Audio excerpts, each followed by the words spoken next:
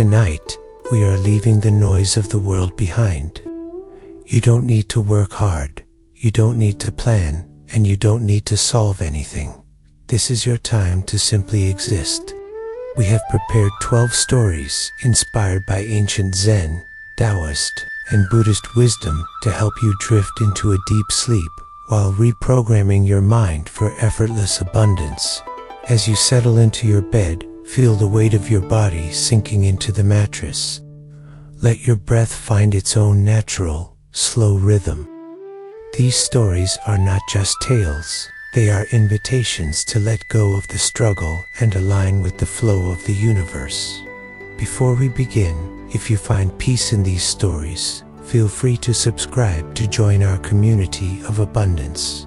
You can also find my top recommendations for manifesting wealth in the pinned comment below.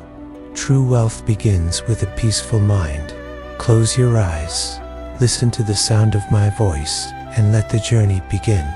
Imagine yourself standing at the edge of a gentle, crystal-clear river. The air is cool and smells of damp earth and wild jasmine. You feel a profound sense of safety here. There is no noise from the outside world, only the soft, rhythmic melody of water flowing over smooth stones. You take a deep breath, feeling your chest expand and your shoulders drop. You are exactly where you need to be. In your hand, you hold a single golden leaf. This leaf represents your efforts and your worries. Gently you place it upon the surface of the water. You watch as the current takes it, moving it effortlessly downstream. The leaf does not struggle. It does not try to go faster or slower. It simply trusts the path of the river. You realize that, like the leaf, you are supported by a force much greater than yourself. Now imagine you are as light as that leaf. You let yourself lean back into the soft, warm grass at the riverbank.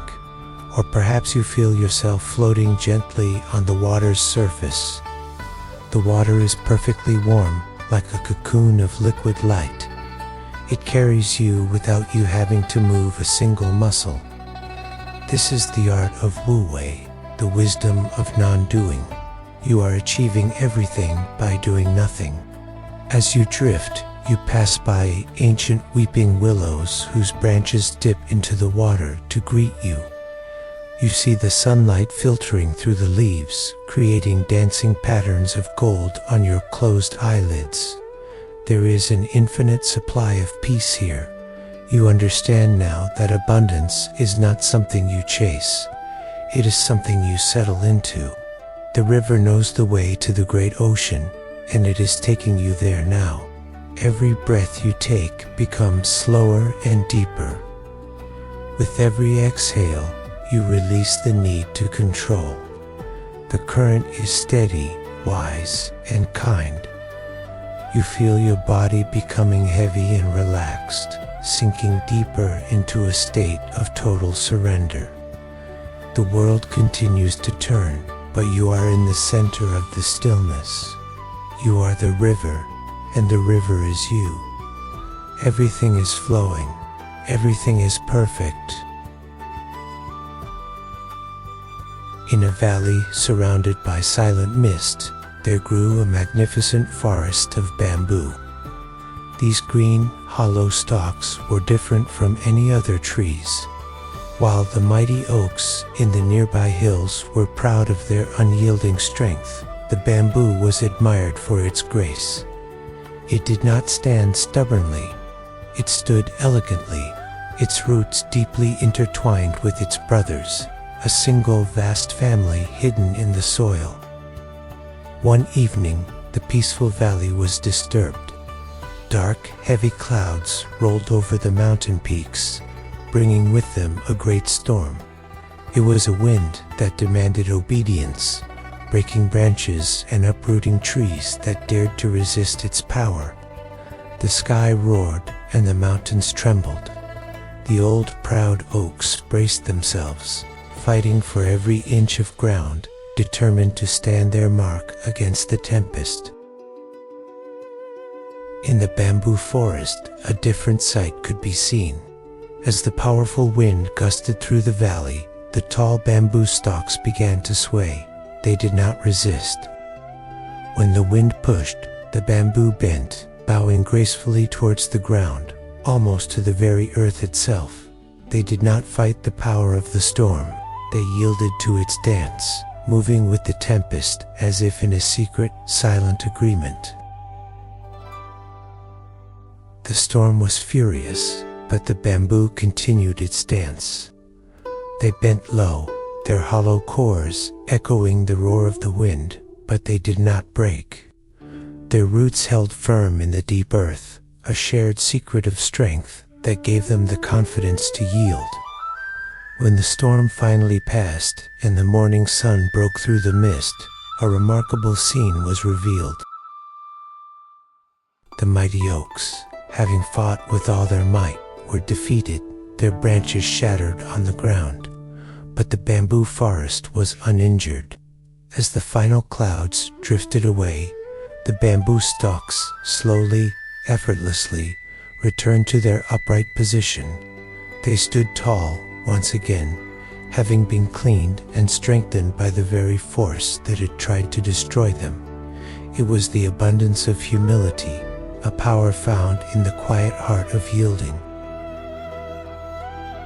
High above the clouds, there was once a traveler who spent years climbing the steepest mountains. He was searching for a legendary valley that was said to hold all the riches of the world. He carried a heavy pack filled with tools and maps, convinced that he needed everything he owned to find this hidden place. His breath was short and his mind was crowded with plans, yet the valley remained hidden from his sight. One day, exhausted by the weight of his search, the traveler sat down on a flat stone. He decided to let go. He left his heavy pack behind and walked toward the edge of a cliff with nothing but the clothes on his back. As he stood there, the mist began to part. Below him lay a vast, silent valley. It was not filled with gold or silver, but with a deep emerald green stillness that seemed to breathe with the rhythm of the universe. The traveler descended into the heart of the valley. He noticed that the valley was the lowest point in the landscape. Because it was empty and low, every stream from the surrounding mountains flowed naturally toward it. It did not have to climb or struggle to find water. The water sought the valley out. He realized that the valley's very emptiness was its greatest strength. It was a vessel waiting patiently to be filled by the abundance of the heights. In the center of this valley stood an old hollow tree. Though its center was empty, its branches were the widest and its leaves the greenest in the land. A passing sage once told him that the tree lived so long because it had room inside for the wind to pass through. It did not trap the air. It allowed it to flow. The traveler sat beneath its shade, feeling his own thoughts become as light as the mountain air. He finally understood that to receive, one must first be empty. As the sun began to set, the valley filled with a soft, golden light. The traveler closed his eyes, feeling the peace of the hollow tree and the quiet power of the low ground. He no longer felt the need to chase the world. Like the valley, he simply remained open, calm, and still. In that perfect emptiness, he found a richness that no map could ever describe. He was full because he was finally, peacefully, and empty. In a quiet monastery, hidden behind a curtain of falling water, an elderly monk sat on a woven mat. Before him was a simple wooden table and a single cracked ceramic bowl. The monk did not move with haste. Every gesture was a slow dance of intention. He watched as the steam rose from a cast iron kettle, curling into the air like a silver ribbon. To him, this was not just a morning routine. It was the only moment that existed in the entire world. He began to pour the hot water into the bowl. The sound was like a tiny waterfall hitting the mossy rocks of a stream. He did not think about the tea he had made yesterday, nor did he wonder about the tea he would drink tomorrow. His mind was entirely within the steam, the warmth of the ceramic, and the fragrance of the leaves. He knew that this specific bowl of tea would never happen again. The light in the room would change, and the wind would shift. A young traveler once visited the monk and asked why he spent so much time on such a simple task. The monk smiled and offered him a cup. He explained that most people live their lives in the shadows of the past or the mist of the future. They hurry through their tea to get to the next task, never realizing that life is simply a series of now. By the time they reach the end of the day, they have missed the very life they were trying to build. The traveler took a sip and felt the warmth spread through his chest. For the first time, he noticed the texture of the bowl against his fingertips and the way the shadows moved across the floor. The monk told him that true abundance is not having many things, but being fully present for the few things we have. One cup of tea, enjoyed in total silence, is worth more than 1,000 banquets attended by a distracted mind. As the sun dipped lower, the monk and the traveler sat in a shared, comfortable silence. The tea was finished, but the peace remained. The traveler realized that he had spent his whole life running toward a finish line that didn't exist. Here, in the dim light of the monastery, he found that the secret of wealth was simply the ability to stop. He closed his eyes, savoring the stillness, finally understanding that this moment was enough. High in the mountains, far above the bustling cities, there lay a hidden lake called the Mirror of Heaven. The water was so pure and so deep that it held no color of its own. It only took on the beauty of whatever was above it. On a clear night, the lake would hold the entire moon and every single star within its depths. People traveled from far away to catch a glimpse of this perfect reflection, but few ever saw it in its true form. Most travelers arrived at the shore with heavy hearts and busy minds. They would pace along the bank, talking loudly or throwing stones into the water to see how deep it was. With every word spoken and every stone thrown, the surface of the lake would break into 1,000 ripples. The image of the moon would shatter into jagged pieces of light, and the stars would vanish into the gray, murky water. The travelers would leave disappointed, claiming the lake was nothing but ordinary. One night, a woman arrived at the lake and did something different.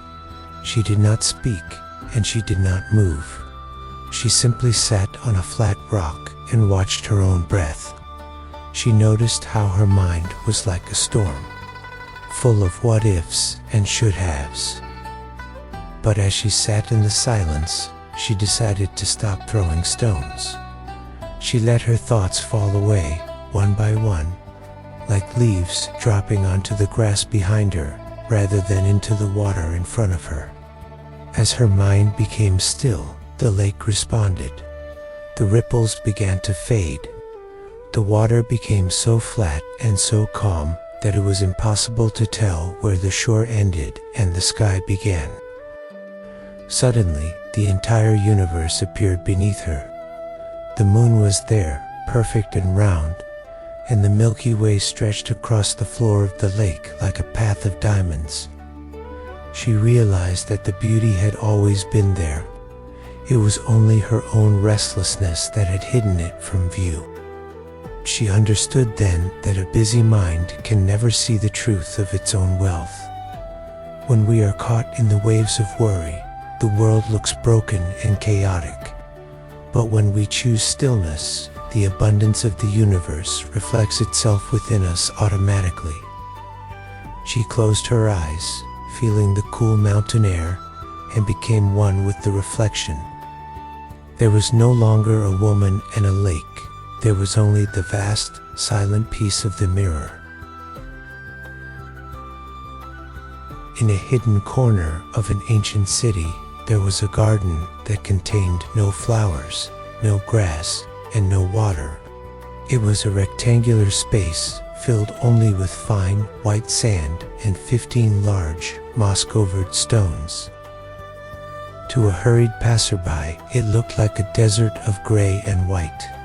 But to those who stopped to look, it was a map of the entire universe. It was a place where the eyes could rest and the mind could finally become quiet. Every morning, a silent gardener would enter the space with a wooden rake. He did not rush. He moved in slow, circular motions, creating ripples in the sand that looked like waves in a frozen ocean. These lines were perfect and straight, flowing around the heavy stones as if the rocks were islands in a sea of peace. The gardener knew that his work was not about changing the garden, but about finding the order and rhythm within his own soul. A curious student once asked the gardener why he spent so much time raking sand that the wind would eventually disturb. The gardener stopped and pointed to a large stone. He asked the student to count how many stones he could see from where he stood. No matter where the student moved, he could only see 14 stones. The 15th was always hidden behind another. The gardener explained that in life, we often focus on the one thing we are missing, forgetting the 14 things we already have. The garden was designed this way to teach a secret of abundance. It reminded the visitor that perfection is not about seeing everything at once, but about being content with what is visible in the present moment. The sand represented the vast open space of the mind, and the stones represented the solid truths of our lives. By raking the sand, the gardener was clearing away the clutter of daily worries, leaving behind only the clean, beautiful lines of a focused heart. As the moon rose over the garden wall, the white sand seemed to glow with a soft inner light. The stones cast long, protective shadows across the ripples. The students sat on the wooden porch and finally stopped trying to find the 15th stone. He closed his eyes and felt a sudden, deep sense of wealth. He realized that peace does not come from having everything, but from realizing that nothing is truly missing. In the silence of the stones, he was finally home. At the edge of a quiet village, there was a pond that most people ignored. The water was dark and thick with mud, and the bottom was covered in tangled roots and decaying leaves. To the casual eye, it was a place of shadows and stagnation. But deep beneath the surface, a small seed was waking up. It did not judge the mud around it, nor did it complain about the darkness. It simply knew that its nature was to grow toward the light. Day by day, the seed sent a slender green stem upward. It had to push through the heavy, wet earth and navigate the murky water. It did not try to fight the mud. It used the nutrients within the earth to fuel its journey. The stem remained strong yet flexible, rising higher and higher until it finally broke through the surface of the pond. There, in the open air and the warm sunlight, a magnificent bud began to unfurl. The flower that opened was a brilliant, pure white, with petals so soft they looked like fallen clouds. What was most remarkable was that, despite growing from the dark mud, the flower was perfectly clean. Not a single speck of dirt touched its beauty. It floated gracefully on the water, smelling of honey and morning dew. The lotus showed that one's beginnings do not define one's end. It proved that beauty can bloom in the most difficult places. A wandering teacher sat by the pond and watched the lotus sway in the breeze. He told his followers that the human mind is much like this flower. We often feel weighed down by the mud of life, by stress, by noise, and by the opinions of others. We think we are trapped by our surroundings, but the teacher explained that the mud is necessary. Without the dark earth to provide strength, the lotus could never reach the sky. He encouraged them to be like the lotus, to live in the world, but not be of the world. Just as the petals repel the dirty water, we can allow worries to slide off our minds without leaving a trace. As the sun began to set, the lotus closed its petals for the night, safe and serene. The teacher smiled, knowing that true abundance is the ability to remain pure and at peace, no matter what lies beneath the surface. Many years ago, there was a man who lived a life of great hardship. He traveled from town to town, working long hours for very little pay, and often went to bed hungry. He believed that luck had forgotten him, and that he was destined to be poor forever. He spent his days looking at the horizon, dreaming of a distant day when he might finally find a chest of gold that would solve all his problems and bring him peace. One evening, the man met an old friend he had not seen in a very long time. His friend was now a person of great wisdom and kindness. They spent the night talking, eating a simple meal, and laughing about their younger days. Eventually, the man fell into a deep, exhausted sleep. Seeing his friend's tattered clothing and tired face, the wise friend felt a great wave of compassion. He wanted to help, but he knew the man was too proud to accept charity. Before leaving the next morning, the wise friend took a priceless, shimmering jewel from his own pocket. While the man was still dreaming, the friend carefully sewed the jewel into the lining of the man's old, worn-out coat. It was a gem of such immense value that it could provide for the man and his family for 10 lifetimes. Having done this, the friend slipped away quietly, hoping that his gift would soon change the man's life for the better. Years passed, and the man continued to wander, still struggling and still believing he was a beggar. He wore the same old coat every single day, never realizing that he was walking around with a fortune hidden just inches from his heart. He suffered through cold winters and lonely nights, all while carrying the answer to every one of his prayers. He was a millionaire in spirit and in fact, but because he did not know it, he lived as if he had nothing. Finally, the two friends met again.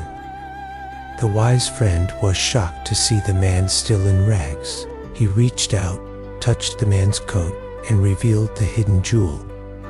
The man wept when he realized the truth. He had been wealthy all along. He just hadn't looked in the right place. This story reminds us that the greatest abundance is not something we acquire from the outside. It is already within us, woven into the fabric of our being, waiting for us to simply notice it.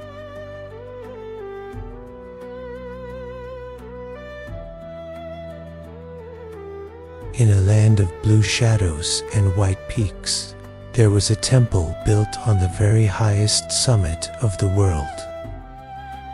It was said that the air there was so thin and pure that a single breath could clear a lifetime of confusion. A young monk set out to reach it, carrying a heavy iron bell as an offering. He believed that the harder the journey and the heavier his burden, the more worthy he would be of the wisdom waiting at the top. The path was steep and narrow. With every step, the iron bell felt heavier, pulling at his shoulders and slowing his pace. He watched as other travelers passed him by, carrying nothing but their walking sticks. He grew frustrated and tired, focusing only on the jagged rocks beneath his feet and the weight on his back. He was so consumed by the effort of the climb that he did not see the golden eagles soaring above or the vast valleys opening up behind him. Halfway to the peak, he sat down by a frozen stream, unable to go further. An old woman, descending from the top with a radiant smile, stopped to rest beside him. She looked at the heavy bell and asked why he chose to carry a mountain while trying to climb one. The monk replied that he wanted to prove his devotion. The woman laughed softly and said that the temple doors were open to everyone, but they were too narrow for those carrying heavy things. The monk looked at the bell, then at the summit glowing in the evening light. He realized that his desire to be worthy was the very thing holding him back. He decided to leave the bell by the stream, letting it become a resting place for birds. As he stood up, he felt the lightness he had never known. Without the burden, his feet seemed to glide over the stones. He was no longer fighting the mountain, he was becoming part of it. When he finally reached the temple, there was no great ceremony. There was only a wooden bench, the sound of the wind, and an endless view of the stars. He realized that the temple was not a place to gain something new, but a place to lose everything that was unnecessary. He sat in the silence, his heart as vast as the horizon. He had left his offering behind, only to find that his empty hands were now capable of holding the entire universe.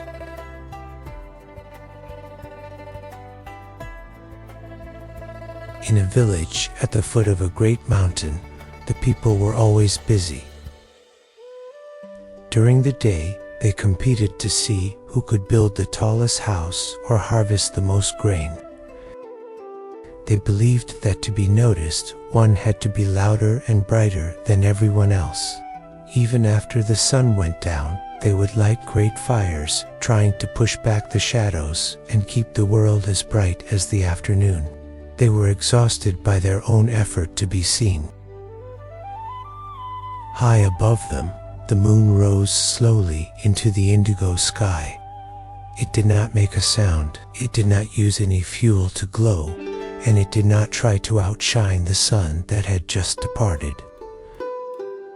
The moon was content in its silver silence. It did not worry about the clouds that occasionally drifted across its face, nor did it try to compete with the twinkling stars that surrounded it.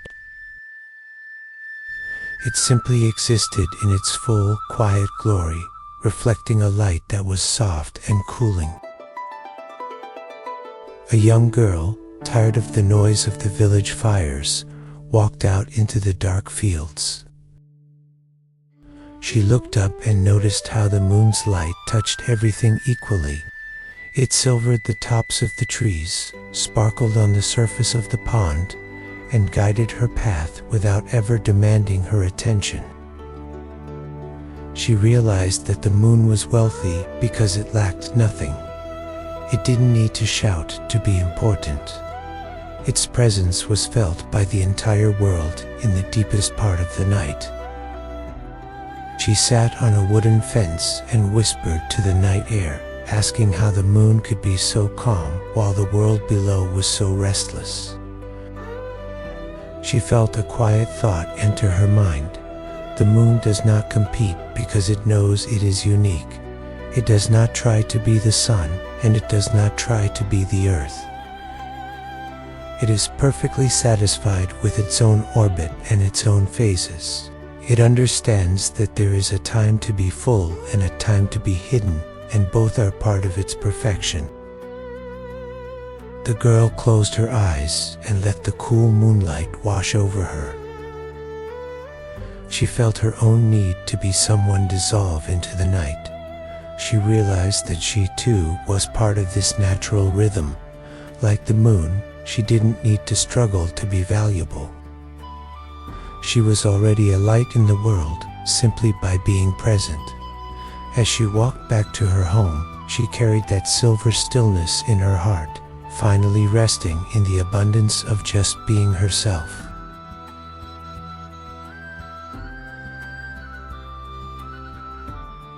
In the corner of a quiet courtyard, there stood a tree that was unlike any other.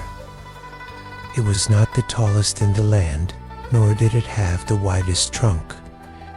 It was a pine tree, shaped by time and the careful hands of generations.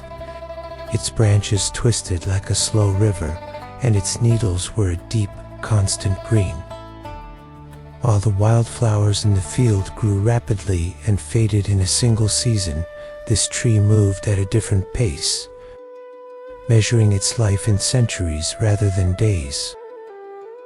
A young gardener once felt frustrated by the tree's slow growth. He wanted to see it reach the sky overnight.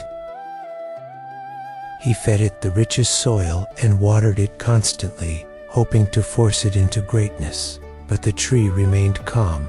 It did not rush to produce new leaves or thick bark. It understood a secret that the young man had yet to learn. That which grows too quickly often lacks the deep roots needed to survive the winter. The tree was building its foundation in silence. The tree had seen many storms come and go.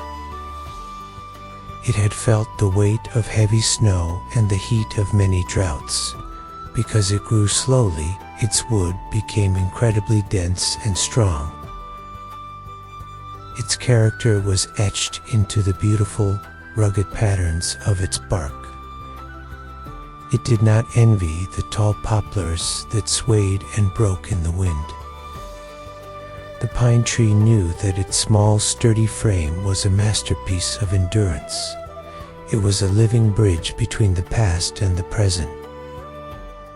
One afternoon, a weary traveler sat beneath the tree's low branches. He was a man who had spent his life chasing quick success, only to find himself tired and empty. As he leaned against the rough trunk, he felt a strange sense of stability. The tree did not ask him for anything, it simply offered its shade. The traveler realized that the tree's slow life was actually a life of immense power. It was not waiting for the future. It was perfectly occupied with being exactly where it was. As the shadows lengthened in the courtyard, the gardener finally stopped his frantic work and sat beside the traveler. They both watched the way the light played across the twisted branches of the pine. The tree stood as a monument to the abundance of patience. It taught them that there is no need to hurry toward a destination. Like the ancient pine, we can grow in our own time, trusting that every season adds a layer of strength to our souls.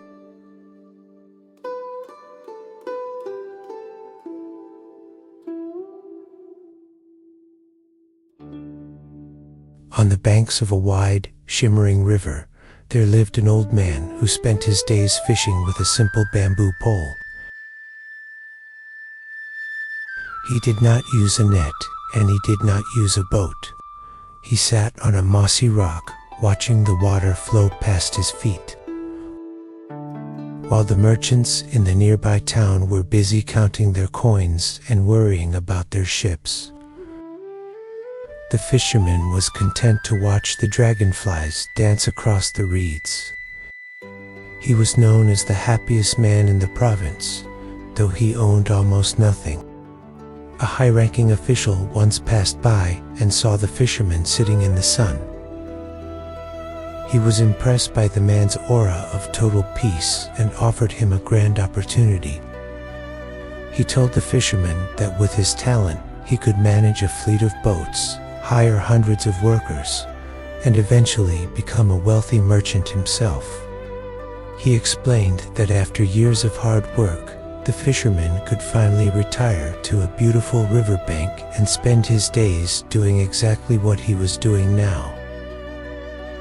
The fisherman listened patiently, a small smile playing on his lips. He asked the official why he should spend 40 years struggling to achieve a goal that he had already reached this morning. The official was silenced. He realized that he had spent his entire life running in a circle, chasing a future that the fisherman already possessed in the present moment. The fisherman's wealth was not in his bank, but in his schedule. He owned his time, and therefore he owned the world. The fisherman explained that the Tao, or the way of nature, does not hurry, yet everything is accomplished. He did not fight the river to catch fish. He waited for the fish to come to him. He lived in harmony with the seasons, sleeping when it was dark and waking when the light touched the water. He understood that the greatest trap in life is the belief that we must be busy to be valuable. By doing less, he was able to see and enjoy much more. As the sun dipped below the horizon, turning the river into a ribbon of liquid gold, the fisherman packed his simple gear. He had caught only one fish, just enough for his dinner. He walked back to his small, clean cottage, feeling the cool evening air on his face. He was a king without a crown, a man of infinite wealth who needed nothing more than the sound of the water and the stillness of the night. He closed his eyes, drifting into a sleep as deep and peaceful as the river itself.